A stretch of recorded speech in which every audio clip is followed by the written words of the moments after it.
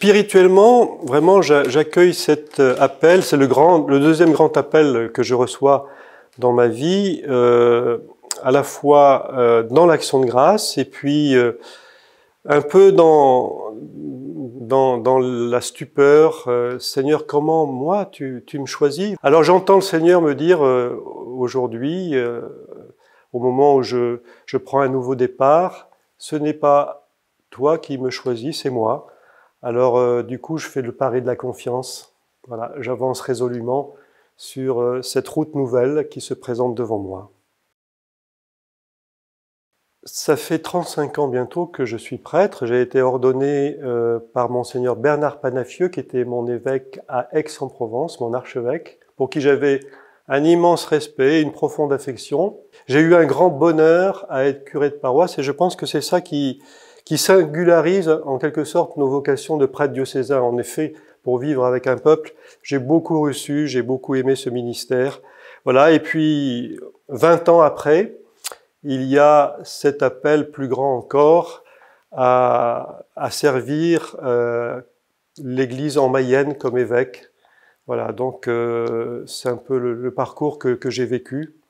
Et puis une nouvelle route maintenant s'ouvre devant moi.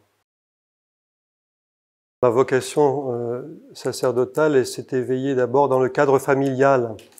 J'ai eu des parents merveilleux qui, en plus de l'amour qu'ils m'ont donné, m'ont fait ce grand cadeau de la foi. Ma maman m'a appris à prier. Et ainsi, de loin en loin, je peux dire que j'ai été préparé à embrasser cette vocation sacerdotale qui a commencé, qui est née très tôt dans mon cœur. Tout jeune enfant, 6-7 ans, voilà, l'appel à devenir prêtre était déjà clair. Et puis, je dois beaucoup aux mouvements d'inspiration chrétienne comme le scoutisme et le MEJ. Là aussi, ils m'ont beaucoup aidé à structurer ma vie de jeune chrétien. La grande joie de mon ministère en Mayenne, c'est le synode diocésain que nous avons vécu pendant 3 ans, de 2018 à 2021, et qui a été un moment très fort hein, dans la vie de nos communautés chrétiennes. Alors ça, c'est une grande joie. Et puis le défi, c'est peut-être une difficulté, c'est maintenant la mise en œuvre. Il ne suffit pas de dire, ensuite il faut passer aux actes.